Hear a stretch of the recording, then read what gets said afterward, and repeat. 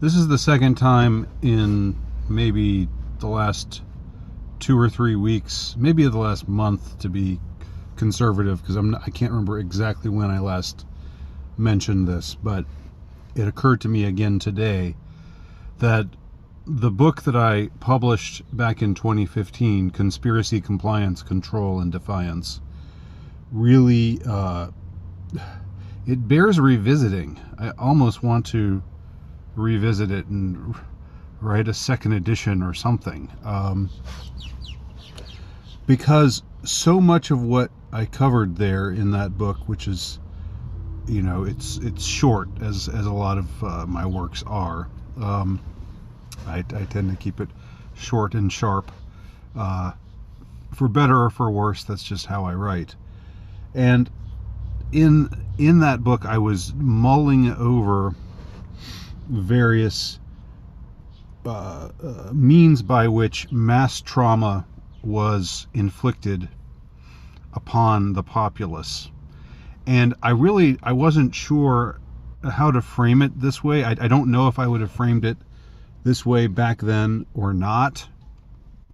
But one thinks of trauma-based mind control, MK Ultra, which we know is for real. It happened. It's probably still happening, even though they're not talking about it anymore.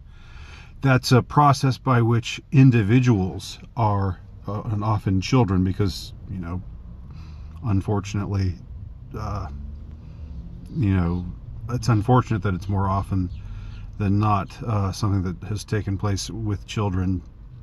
But the reason for that is because children are more easily influenced. They are more open to possibilities of being controlled, and they're more easily frightened. There are many reasons for it. But without going down that route, I don't know if I conceived of it this way at the time.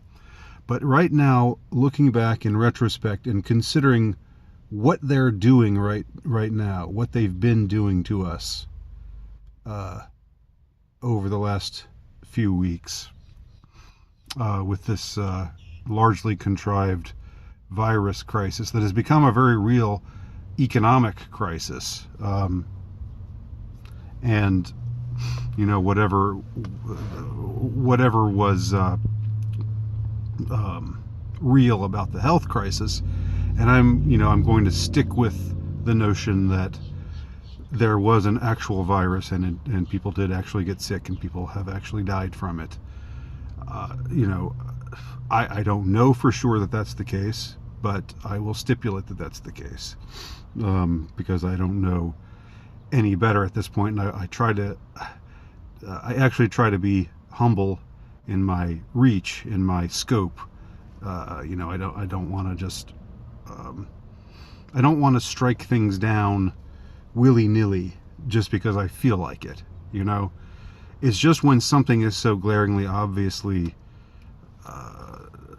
incongruous, when the trauma that they are insisting upon inflicting upon us reaches such an apex, especially if you're somebody who's a news junkie, which I am not, which I would encourage no one else to be either.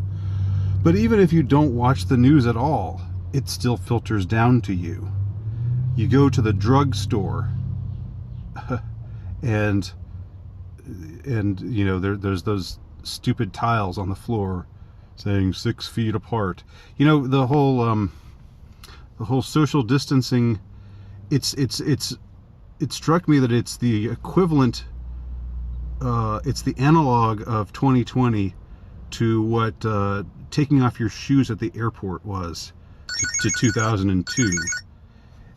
It's the same dumb, completely ridiculous intrusion upon it's this rather arbitrary. I mean, why the shoes? Why not other articles of clothing? Because one retarded would-be terrorist supposedly tried to set his shoes on fire, which is a rather disputed case. Anyway, and why 6 feet?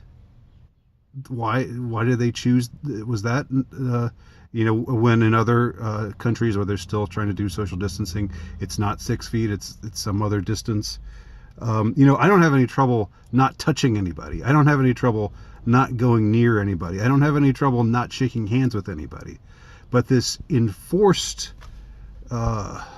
this shaming of anybody who dares to accidentally intrude within 5 feet 11 inches, 5 feet 10 inches, 5 feet 9. Ooh, now we're getting dangerous. 5 feet 8 inches, 5 feet 7 inches. Danger, danger, danger, danger.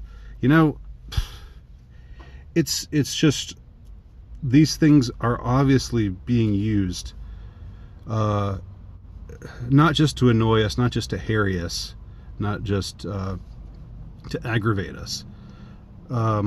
These are tools of social control, and it all stems back to the infliction of mass trauma, which is something I talked about again in Conspiracy, Compliance, Control, and Defiance. I talked about it as it applied to 9/11. I talked about it as applied to a certain alleged school shooting in the Northeast that I will not mention by name, but which has way too many anomalous bits and pieces to it. If you are the discerning type, that will make you wonder if we haven't been sold a bill of goods with this whole entire story. And I'm sure it's true of plenty other things that they do. But I think there needs to be a greater examination of this, of mass trauma, trauma-based mind control. Nothing quite so intense, nothing nearly so intense as the individual infliction of the process of MK Ultra. Nothing that absolutely frazzles your brain and destroys you and makes you form alters or anything like that, but still something where the whole point is to take advantage of inflicted trauma upon people and to discombobulate them, and so in so doing to get their way in one way or another. And I don't think there's any simple explanation of this, but I do think it is definitely happening.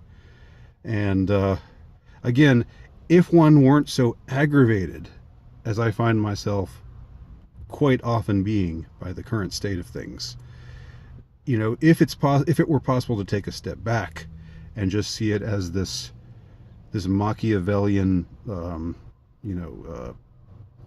effort by people who are absolutely soulless and conscienceless, and who don't care who they frighten, don't care who they traumatize beyond belief, don't care who they give a heart attack to, are willing to use every tool in their disposal, including shaming, including the encouragement of shaming. And boy, is that ever a tool. Oh, you want to leave your house? You're going to kill my grandmother. The number of times I've heard things like that. You don't care about my I've got people who are, I've got a person in my household who's vulnerable right now. You just value your quote unquote freedom over him being alive? Is that what you're saying, you jerk? I mean, people are saying these kinds of things right now. I don't think they're being prompted to say them. I don't think these people are plants. I think they're real people. And they've just been absolutely screwed with. Their brains have been scrambled. Their trauma centers have been activated. And they're just carrying forth this fear virus. Just passing it along. I think I'll come back to this a little bit later, but I just wanted to touch on it right now. Thanks for watching. Andy Nowicki, ultrarightnovelist.com. Andy Nowicki, lowstatusnovelist.blogspot.com.